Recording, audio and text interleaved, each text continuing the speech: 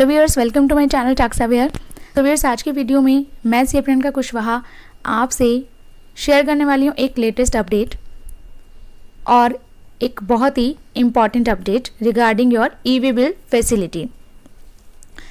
आप जब भी अपना माल सप्लाई करते हो अपने कस्टमर को, आप जब भी अपना माल अपनी फैक्ट्री से या फिर अपनी कंपनी से निकालते हो और अपने कस्टमर को भेजते हो, तो उससे पहले आपको ईवी बिल बनाना पड़ता है, ईवी बिल जनरेट करना पड़ता है।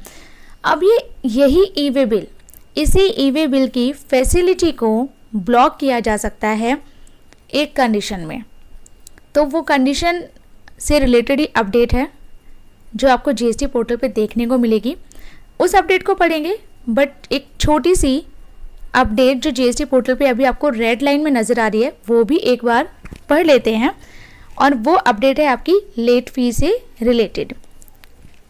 वो रेड लाइन कहती है लेट फी में जो भी आपको रिलीफ दिया गया था वो सितंबर 2020 को ही ख़त्म हो चुका है और अब लेट फी आपके नॉर्मल प्रोविजंस के अकॉर्डिंग ही कैलकुलेट होगी। तो अगर आपकी कोई अभी भी जीएसटी रिटर्न अभी पेंडिंग है और आपने अभी फाइल नहीं की है, तो अब उसको आप लेट फी की कंप्यूटेशन पे गौर फरमाते हुए अपनी फाइलिंग को कंप्लीट कर लीजिए। तो चलिए, आज का वीडियो जो ईवी बिल की ब्लॉकिंग से रिलेटेड है उसको स्टार्ट करते हैं।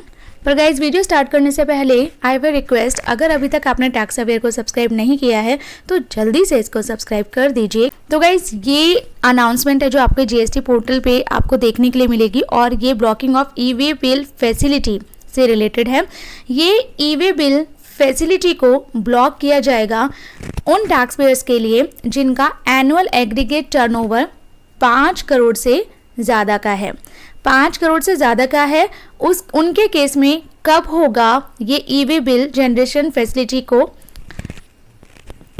तो उनके केस में ईवी बिल जनरेशन फैसिलिटी को कब ब्लॉक किया जाएगा? ब्लॉक किया जाएगा उस केस में अगर उन्होंने अपनी प्रीवियस 2 मंथ्स की GST return GSTR 3B file नहीं की है। 15 अक्टूबर के बाद अगर पता चलता है कि उन्होंने कंसेक्यूटिव पीरियड ऑफ 2 मंथ्स, पिछले 2 मंथ्स या उससे ज़्यादा अपनी जीएसटी रिटर्न फाइल नहीं की है, तो वो 15 अक्टूबर 2020 के बाद अपना ईवी बिल क्रिएट नहीं कर पाएंगे ईवी बिल पोर्टल पे। तो एक बार इस अनाउंसमेंट को पढ़ लेते हैं और जानते हैं कि ये अनाउंसमेंट डिटेल में क्या कह रही है।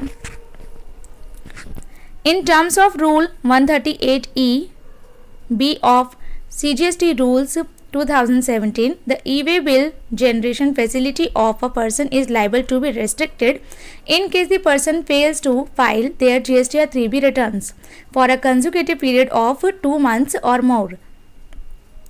As you might be aware that GST Council in its last meeting has decided that this provision will be made applicable for the taxpayers whose aggregate annual turnover PAN based is more than 5 crores.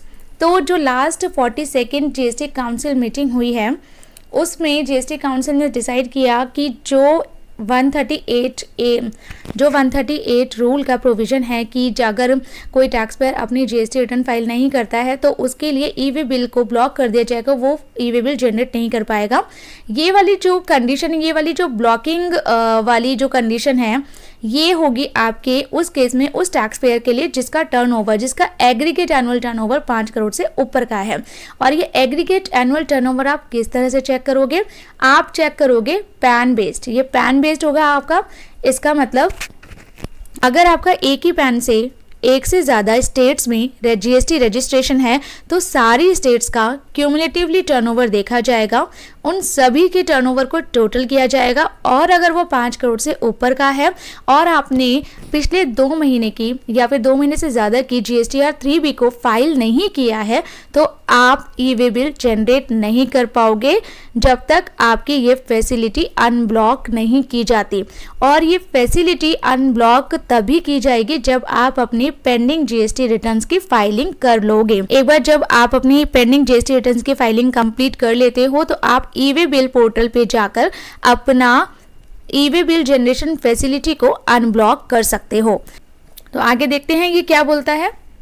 Thus, if the GSTN associated with the respective PAN with aggregate annual turnover over rupees 5 crore has failed to file their GST 3B return for 2 or more tax periods up to the month of tax period of August 2020, their e-way bill generation facility will be blocked on the e-way bill portal.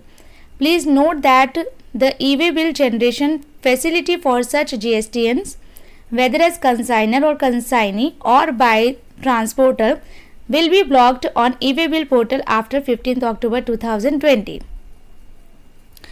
तो यहाँ पर 15 अक्टूबर के बाद जो ये blocking की जो facility आपकी 15 अक्टूबर के बाद जो आपका ये ई-वे बिल ब्लॉक होने वाला है, उसके लिए आप प्रीवियस 2 मंथ्स, मतलब आपको जो प्रीवियस 2 मंथ्स की GST 3B का स्टेटस चेक करना है, वो आपको चेक करना है अगस्त मंथ तक का। किन्हीं 2 टैक्स पीरियड्स या उससे ज़्यादा की tax return GST return file नहीं की है, GST 3B फाइल नहीं की है, तो आपके लिए ये फैसिलिटी ब्लॉक हो जाएगी आफ्टर 15 अक्टूबर 2020।